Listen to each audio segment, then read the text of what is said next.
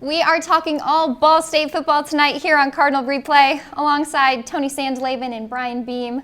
I'm Amanda Smith, and I'm actually really excited because I have something for you, Tony, and for everyone else. I took a little screenshot from your Instagram because we had a little discussion last week. Yep. About okay. There we go.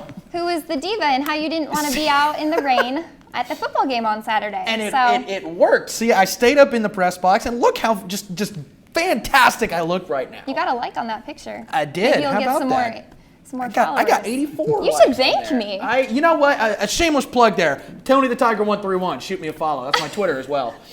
I'll be sure not to follow you. Okay, well, then I guess I just get no love on this. But yeah, I mean, you stayed pretty dry. I loved being out in the rain for 4 hours. So. I could tell that the face in the picture said it all. It's half the fun. Well, see, I wanted to put a custom location on there, right? You know how you can do that on Instagram?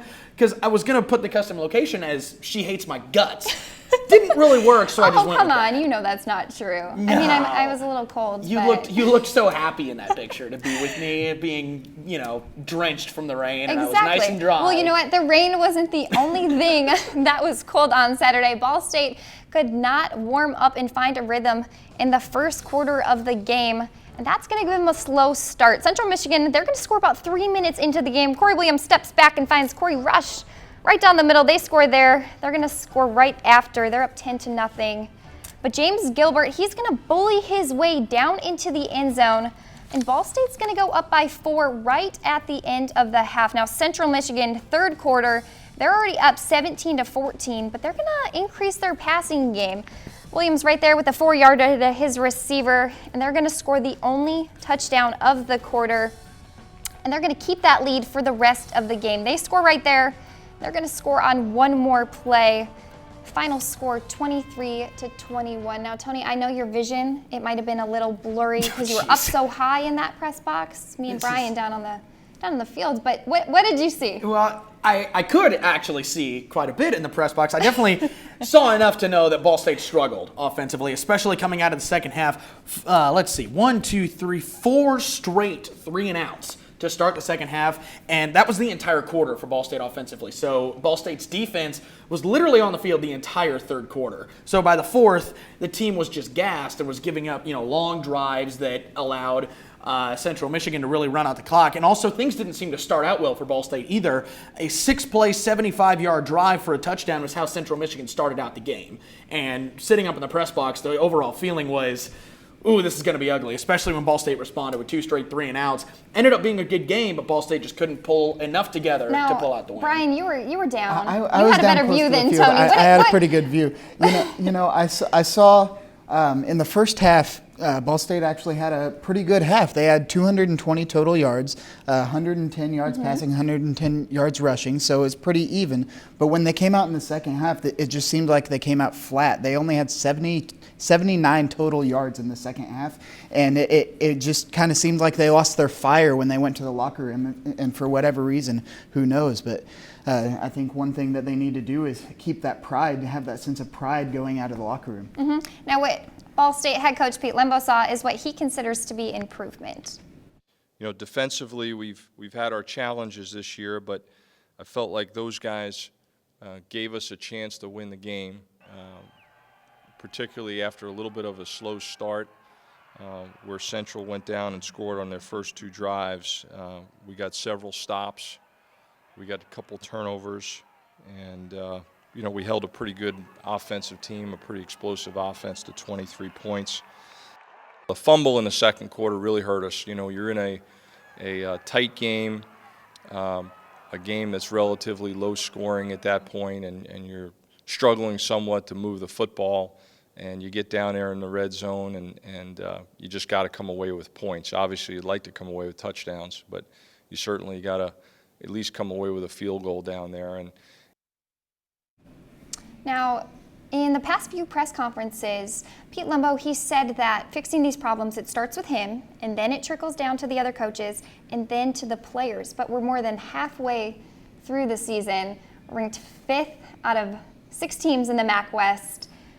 They had a losing season last year. They didn't even make it to a bowl game. So, Tony, if you're Pete Lembo, are you worried about the security of your job? This year, I'm not. And there are a couple of reasons for that. One is you got to understand Ball State had an insane schedule this season. You're playing Texas A&M, you're playing Northwestern, you're playing Toledo, all in a good stretch of time. 3 teams that we were not expected to beat. So right there, Ball State, that's 3 losses on the board.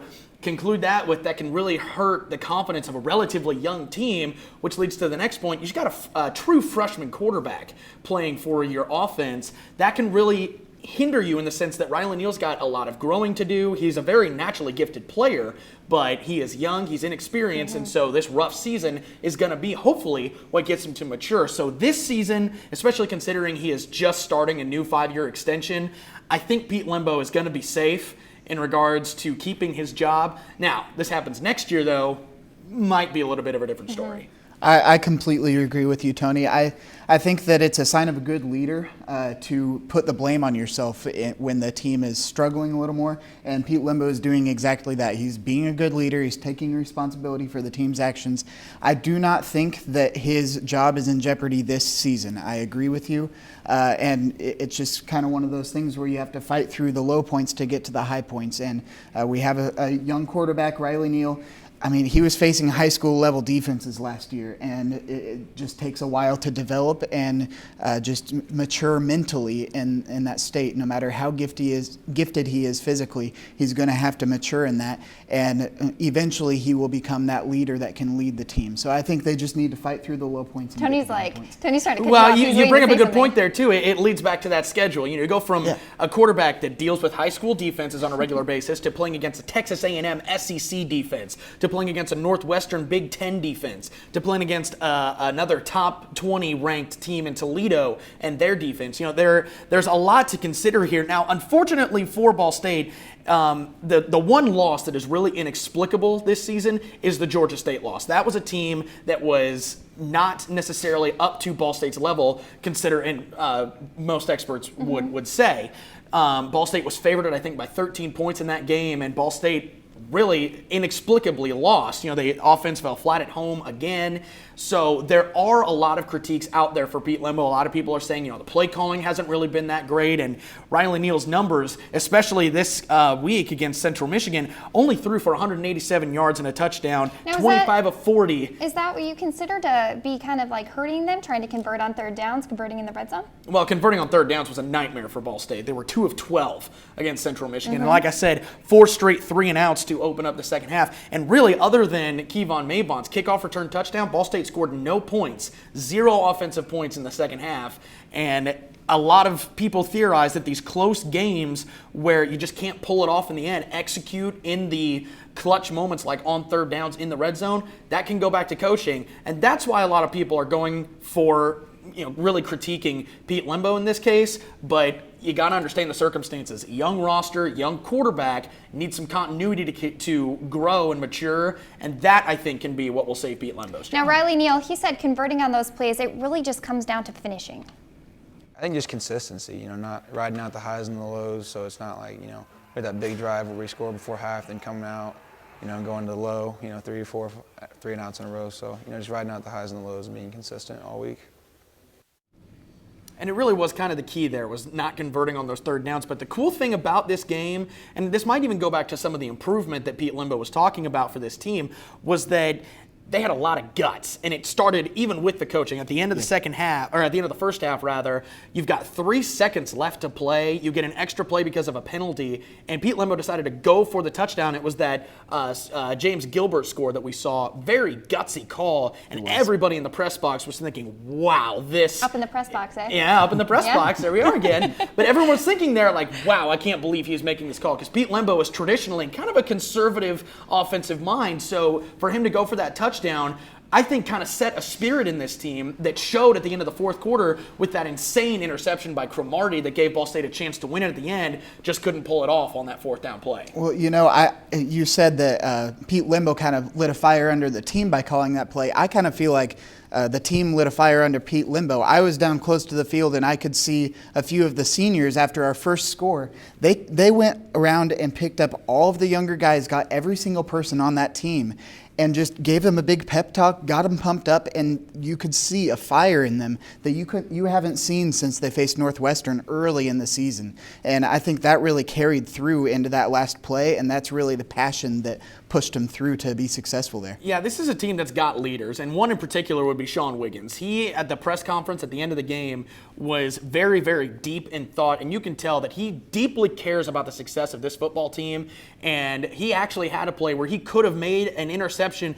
Really, in theory, could have taken it for a touchdown. It would have totally changed the dynamic of this game. He dropped the pass, and you could tell he was beating himself up in the press conference afterwards, because ultimately it was a big difference in the game. He even said he was mad at himself and his teammates. Absolutely, because it comes down to execution, and Kevon Mabon, Riley Neal, Sean Wiggins, all the guys that were in that press conference, including Coach Lembo, were all saying, we just need to execute, and we didn't. Yeah, good teams will win the games that they're supposed to win. Great teams will win the games that they're supposed to win, and then more. And I think that's one of the things that this team will progress on later in the future, and they will eventually be able to win some of these games where they might be a little bit. No, they did. They did pick up some momentum in that third quarter. I mean, they only held Central Michigan to 1 touchdown. And defensive end Joshua Posley, he credits that to just becoming more comfortable. I think it was a matter of playing more effort. I think guys got out there, and the first couple of series of a game, it's a lot of adrenaline going, everybody's thinking really fast, like a lot is going on. But once we settled down and did what we were practicing and doing throughout the week, and everybody slowed down mentally and started playing faster, the game slowed down, we started to get everything back on pace. Now, we've talked each week about how somewhere between the second quarter and the end of the game, the defense just kind of falls apart. And do you think that frustration is kind of carrying over into the next game? I don't necessarily think the frustration from the defense falling apart is carrying over. I think it's more a frustration of the offense is not taking advantage of the opportunities they're presented. Because really the defense fell apart.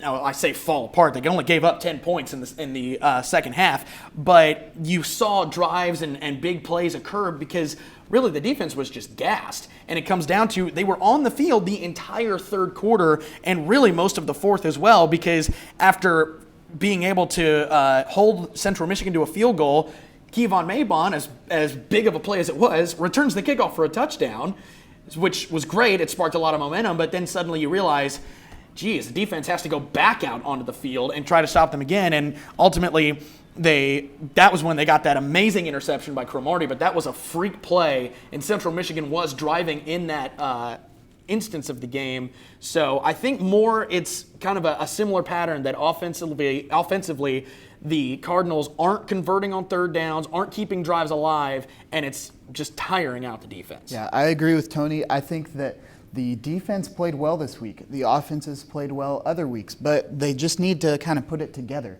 That they seem to be not firing on all cylinders at the same time, so they need to get the defense passionate. And I mean, like he said, they held them to 10 points in the second half. I mean, what more can you ask for as an offense? So they just kind of need to pick things up and work together more. And that's going to be something that leads into next week, because we've talked about kind of the different strengths of each team. Well, here comes this UMass team that, again, another very good passing attack. And we saw the secondary gave up 400 yards to Georgia State, 300 yards to Cooper Rush and Central Michigan. What's going to happen this time against UMass? A one-win team, but kind of, it keeps you worried there that the weakness is in the secondary for Ball State. And Pete Lembo said that they're going to have a lot to prepare for this week in practice. Offensively, it's a pass-heavy team, but there's certainly very much a threat of run. They use many personnel groupings and many formations. They'll get into a bunch of different unbalanced sets. They'll use formation in the boundary quite a bit, and sometimes a combination of those two things. So it's an awful lot to prepare for during the week. Defensively, it's a combination of 3 and 4 down looks, very multiple. They're a little bit different going into each game. Might be a little bit more 3 down in one game, a little bit more 4 down in another game, maybe a little bit more pressure out of a particular front in one game, a little bit less in another. So they give you an awful lot to prepare for. Now it's Halloween weekend. Do you think that the Cardinals are going to be out for some blood? Oof. Creepy. Creepy. Was that creepy? No, that was weird, but I understand what you mean. What? Did you just call me weird? No, I said that was weird. I would right. not dare call you weird. I know better than that. Anyway. I'm just really down to earth, you know. Of course. You wouldn't understand that. We're talking football.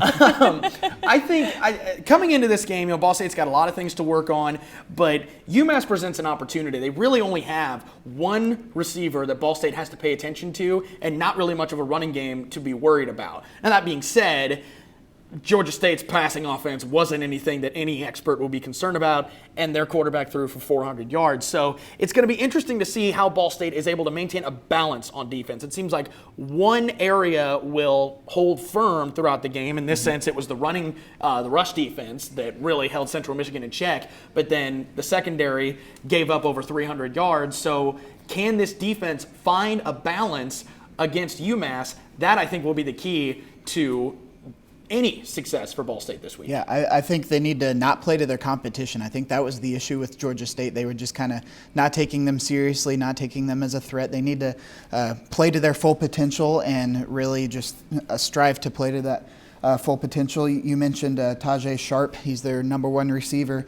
He had 159 yards with 2 touchdowns versus Toledo. As you mentioned earlier, Toledo, number 19 team in the nation. That's a solid defense. But the thing is, it is a pretty one-dimensional offense that they have. They pretty much only have him there.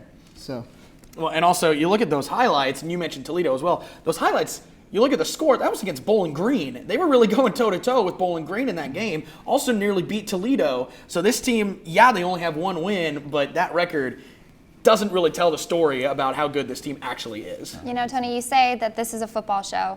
So the real question is, what are you going to be for Halloween? I mean, I got a left shark outfit, so, I'm A left shark I'm pretty outfit? excited. Some Oh, yeah. Katy Perry? So, Do you want me which to be a goes- right shark? I think you should be Katy Perry. We got our right shark right here. Okay, I'm cool with that. You're going to Fantastic. be right shark. So you're going to be down on the field with us then, of course, I presume. I enjoyed my time in It's the press up for box. debate. Well, we'll see. We'll see how the weather pans out, Okay, we can all dress up for the game, meet there, Okay. do some interviews in our costumes. No?